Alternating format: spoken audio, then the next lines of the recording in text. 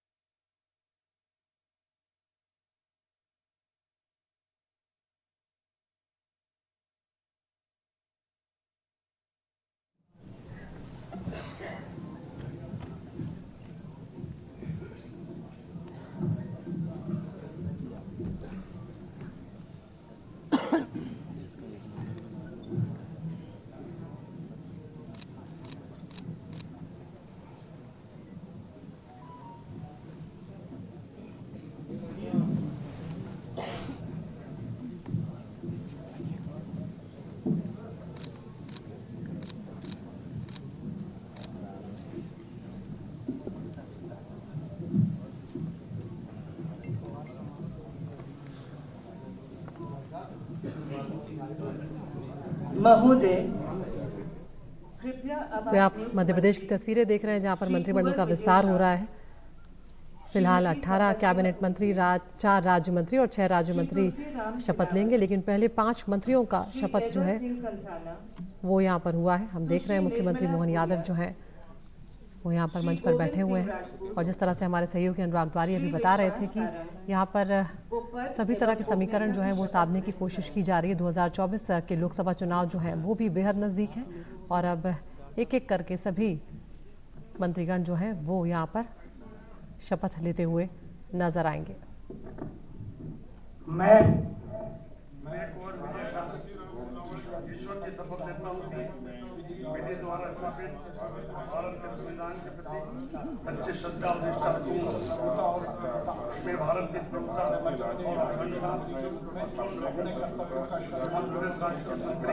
इस कार्यक्रम में बीजेपी के कई वरिष्ठ नेता भी मौजूद हैं। कुछ पुराने चेहरे भी यहाँ पर नजर आ रहे हैं। विश्वास सारंग को हम देख रहे हैं, कुछ नए चेहरे भी यहाँ पर नजर आ रहे हैं।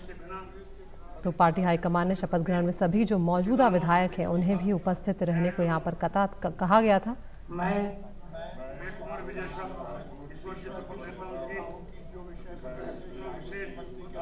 तो पिछले महीने ही विधानसभा चुनाव हुए हैं और बीजेपी ने मध्य प्रदेश में प्रचंड जीत हासिल की है। 163 सीटें यहाँ पर बीजेपी ने जीती हैं और कांग्रेस ने 66 सीटें जीती हैं। तो यहाँ पर मोहन यादव ने मुख्यमंत्री पद की शपथ ली है। उनके अलावा शुक्ला और देवड़ा जो हैं उन्होंने उप मुख्यमंत्री पद की शपथ यहाँ पर ली है। तो 18 कैबिनेट, 4 राज्य मंत्री और 6 राज्य मंत्री स्वतंत्र प्रभार की शपथ यहाँ पर लेते हुए नजर आ रहे हैं। अगर हम सिंधिया खेमे की यहाँ पर बात करें तो प्रद्युम्न सिंह तोमर, गोविंद सिंह राजपूत, तुलसी सिलावट जो है वो भी मंत्री पद की शपथ यहाँ पर ले रहे हैं और प्रभुराम चौधरी को यहाँ पर शामिल नहीं किया गया। हमारे रेजिडेंट एडिटर अनुराग द्वारी हमारे साथ भोपाल से जुड़ गए हैं। अनुराग, हमें भी जानकारी आप देते जाएं। यहाँ पर हम तस्वीरों में दिखा रहे हैं इस वक्त शपथ समारोह जो चल रहा है। बिल्कुल अदिति, लेकिन दुर्भाग्यवश मेरे सामने तस्वीरें नहीं हैं। लेकिन जहां तक हमने पहले भी बताया था कि कुंवर विजय शाह ये 8 दफ़े के विधायक हैं हरसूद से। पिछली सरकार में वन मंत्री थे, इन्होंने शपथ ली है। कैलाश विजयवर्गीय, प्रहलाद पटेल, राकेश सिंह, ये सारे बड़े नाम हैं। राकेश सिंह पूर्व प्रदेश अध्यक्ष रह चुके हैं, लोकसभा से इस्तीफा देकर मध्य प्रदेश विधानसभा में आए हैं। प्रहलाद पटेल मुख्यमंत्री की रेस में थे, केंद्रीय मंत्री थे, ये भी आए हैं। कैलाश विजयवर्गीय बीजेपी के कद्दावर नेता, करण सिंह वर्मा, इन सारे लोगों ने कैबिनेट मंत्री की शपथ ली है। तो ये तमाम बड़े चेहरे हैं मध्य प्रदेश में जो अब कैबिनेट मंत्री रहेंगे डॉक्टर मोहन यादव के। और कुछ राज्य मंत्री स्वतंत्र प्रभार, इनको भी शपथ दिलाई जानी है। विश्वास सारंग को लेकर काफ़ी तरह की चर्चाएं थी, लेकिन आखिरकार उनको भी कैबिनेट में जगह मिल गई है। पिछली सरकार में चिकित्सा शिक्षा मंत्री थे। बिल्कुल अनुराग, और हम यहाँ पर देख रहे हैं कि ज्योतिरादित्य सिंधिया का जो खेमा था उस खेमे से भी पुराने चेहरे जो हैं वो नज़र आ रहे हैं।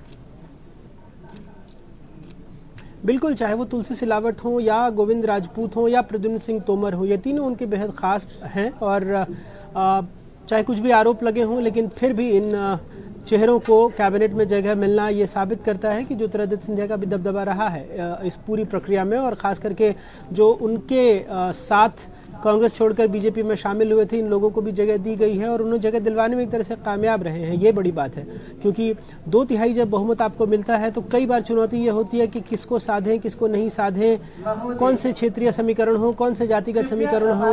अब बीजेपी में भी कई सारे कद्दावर नेता हो गए और कैंप की बात चलने लगी कि शिवराज सिंह चौहान के नज़दीकी हैं, चाहे ज्योतिरादित्य सिंधिया के नज़दीकी हैं, तो कितने लोगों को आप जगह दिला पाएंगे, ये अहम हो जाता है। और ऐसे में जो ज्योतिरादित्य सिंधिया के 3 करीबी चेहरे तो कम से कम मुझे दिख रहे हैं, फिर चाहे वो गोविंद सिंह राजपूत हो, चाहे प्रद्युम्न सिंह तोमर हो या फिर तुलसी सिलावट हो। बिल्कुल अनुराग, और अगर अनुराग नई सरकार की जिम्मेदारियों की चुनौतियों की अगर हम बात करें अनुराग, प्रदेश में भले ही लंबे वक्त से यहाँ पर बीजेपी की सरकार रही, लेकिन कई ऐसे मुद्दे हैं जो अभी भी जिन पर बहुत ज़्यादा काम करने की ज़रूरत है, चाहे वो महिला सुरक्षा से जुड़ा मामला हो, चाहे वो कुपोषण का मामला हो, चाहे वो स्वास्थ्य के क्षेत्र की हम अगर बात करें।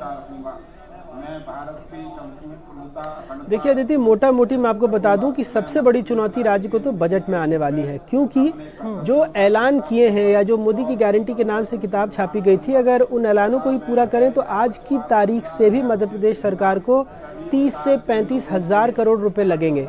और ये तो सिर्फ उन घोषणाओं की बात है। अभी देखिए यहाँ पर धान की खरीदी हो रही है, बीजेपी ने अपने गारंटी में घोषणा पत्र में कहा था कि 3100 रुपये में धान की खरीदी करेंगे, अभी तक उसका कुछ पता ठिकाना नहीं है। अब इसके बाद गेहूं की खरीदी थोड़े दिनों बाद शुरू हो जाएगी, गेहूं के दाम भी ज़्यादा बढ़ाकर देने को कहा गया है, देखते हैं क्या होता है। जो चुनाव से पहले पूरे प्रदेश भर में होर्डिंग लगे थे कि 3000 रुपये तक लेकर जाएंगे लाडली बहना योजना में, और अगर 3000 रुपये प्रति महिला को देते हैं, मध्य प्रदेश में इस वक्त लाडली बहना योजना में हितग्राहियों की संख्या 1,31,00,000 से ज़्यादा है, तो अकेले उसी योजना में 45,000 करोड़ रुपए सरकार को खर्चने पड़ेंगे हर साल में। तो आप सोचिए कि मध्य प्रदेश के बजट में इनका प्रावधान कैसे होगा, क्योंकि आय बढ़ाने के बहुत सारे विकल्प हैं नहीं। बार बार सरकार ये कहा जाता है कि जो एक तरह से एक हब बना सकते हैं यहाँ से सामान को लाने ले जाने के लिए, मोटा मोटी तौर पर अगर उसको समझें, लेकिन उस दिशा में भी बहुत सारे प्रयास हुए नहीं हैं। खेती किसानी बहुत उन्नत है, लेकिन बार बार पहले भी कहा गया था कि फूड प्रोसेसिंग यूनिट्स बनाएंगे, लेकिन वो कहाँ हैं, कोल्ड स्टोरेज यूनिट की चेन्स कहाँ हैं। इन तमाम बातों पर सरकार को बहुत ज़्यादा काम करने की ज़रूरत है। लेकिन सबसे बड़ी जो दिक्कत आएगी, मैंने इसलिए सबसे पहले बजट की बात ही बता दी, क्योंकि राज्य सरकार पर अगर हर आदमी पर देखें तो लगभग 44,000 रुपये का कर्ज है मध्य प्रदेश में, जो लगातार बढ़ता जा रहा है। कुछ पैसे अभी केंद्र से करों के जो भुगतान के रूप में मिलने हैं 5,000 करोड़ रुपए, अगर वो मिल गए तो जो अगले 2,000 करोड़ रुपए का उधार सरकार लेने वाली है, शायद उसे लेने की ज़रूरत ना पड़े, क्योंकि जो उधार का आंकड़ा है ये 4 लाख करोड़ के पार जा चुका है। पिछले 5 सालों में अकेले मध्य प्रदेश सरकार ने 75,000 करोड़ रुपए तो सिर्फ ब्याज चुकाया है, और ये तादाद, ये जो रकम है, ये जो आंकड़ा है, ये लगातार बढ़ता जा रहा है। तो आप समझिए कि जो वित्तीय प्रबंधन है, इसको मैनेज करना जो भी सरकार आएगी उसके लिए एक बहुत बड़ी चुनौती होगी। और तमाम ऐसी कल्याणकारी योजनाएं जिसको सरकार कहती है, क्योंकि अक्सर देखा गया है कि जिन राज्यों में जिसकी सरकार होती है उसके लिए वो कल्याणकारी योजना होती है, विपक्ष के लिए रेवड़ी। जब दूसरे जगह वो जाती है तो वहाँ वो जन कल्याणकारी योजना बन जाती है, और वहाँ जो सत्ता से हटती है उसके लिए रेवड़ी। तो ये जो भी जन कल्याणकारी योजनाएं हैं, इसकी पूर्ति के लिए सरकार बजट कहाँ से जुटाएगी, ये सबसे बड़ी चुनौती। इसके साथ आपने जो कहा, चाहे महिला सुरक्षा की बात हो, चाहे पोषण आहार की बात हो, इन तमाम मोर्चों पर भी सरकार को संघर्ष करना है, क्योंकि NHFS की जो रिपोर्ट आई थी वो भी बता रही है कि मध्य प्रदेश में कुपोषण का स्तर क्या है, या जो महिलाएं प्रसूता हैं उनमें पोषण का स्तर क्या है। तो तमाम चीज़ों पर राज्य सरकार को बहुत ज़्यादा काम करने की ज़रूरत है। बिल्कुल अनुराग, तो ये हम तस्वीरें हमारे दर्शकों को दिखा रहे हैं। मोहन यादव सरकार का विस्तार यहाँ पर चल रहा है। 18 कैबिनेट मंत्री जो हैं वो शपथ ले रहे हैं, 4 राज्य मंत्री, 6 राज्य मंत्री स्वतंत्र प्रभार के शपथ ले रहे हैं। और जिस तरह से हमारे सहयोगी अनुराग द्वारी बता रहे हैं कि कई समीकरण तो यहाँ पर साथ दिए गए हैं, लेकिन सरकार के सामने अभी चुनौतियाँ कम नहीं होने वाली हैं। और खासकर बजट का जो मसला रहेगा उस वक्त देखना होगा कि सरकार किन मुद्दों को यहाँ पर प्राथमिकता देती है। अनुराग, आपकी कई रिपोर्ट्स हम जानते हैं कि अपने दर्शकों को यहाँ पर दिखाई है, जिसमें अगर हम स्वास्थ्य सुविधाओं की बात करें तो जो खासकर कुछ ग्रामीण इलाके हैं, या कई बार हम देख रहे थे कि जिला स्तर पर भी कई मरीजों को एम्बुलेंस तक नहीं मिली, और कई ऐसी तस्वीरें सामने आई हैं अनुराग जो बहुत दर्दनाक रही हैं। और इसीलिए मैंने इस क्षेत्र का खासकर जिक्र किया कि इस क्षेत्र में शायद सरकार को बहुत ज़्यादा ध्यान देने की ज़रूरत है।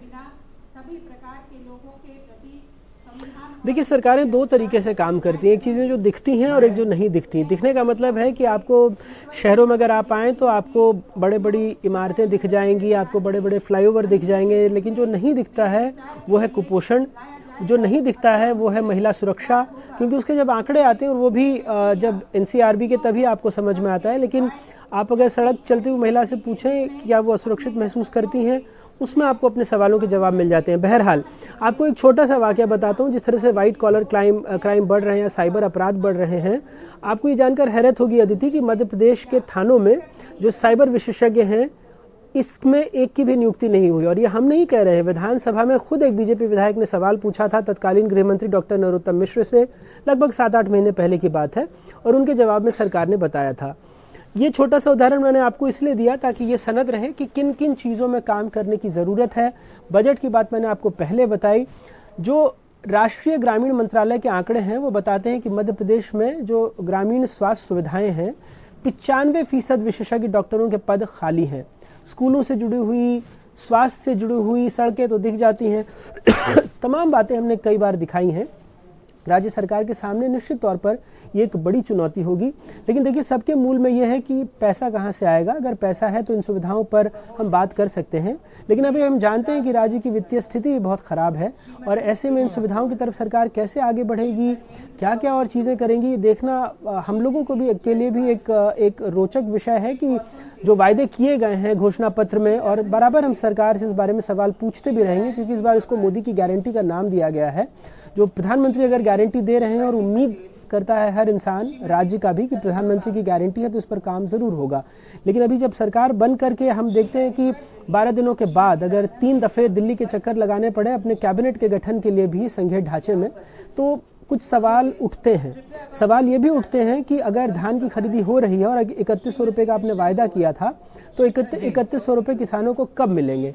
आज कैबिनेट का गठन ज़रूर हो गया है, लेकिन हमें ये नहीं भूलना चाहिए कि मुख्यमंत्री और 2 उप मुख्यमंत्री यहाँ पर काम कर रहे हैं। इसके बावजूद अभी तक ये जो अनुत्तरित सवाल हैं कि इनके आप उत्तर कब देंगे, क्योंकि आपने गारंटी दी थी और ये आपकी गारंटी है, और इसके बारे में हम निश्चित तौर पर सवाल पूछेंगे। बहरहाल, आज अभी राजभवन में ये सारे लोग शपथ ले रहे हैं, फिर इनके विभागों का बंटवारा होगा, फिर संबंधित विभागों से ये सवाल पूछे जाएंगे कि आपने जो गारंटी दी थी उसका आप समाधान, या कह लीजिए कि आप उसके बारे में कब बात करेंगे। बिल्कुल, और इस पर भी नज़र रहेगी कि जो पिछली सरकार में लाडली बहना योजना को चलाया जा रहा था, उसको लेकर जिस तरह से वोट हासिल किए गए, क्या वो जारी रह पाएगी या नहीं, उसके लिए उतना बजट हो पाएगा या नहीं, क्योंकि लोकसभा चुनाव के लिए भी यहाँ पर तैयारियां की जा रही, समीकरण जो हैं वो यहाँ पर साधे जा रहे हैं। बहुत बहुत शुक्रिया अनुराग आपका इस तमाम जानकारी के लिए।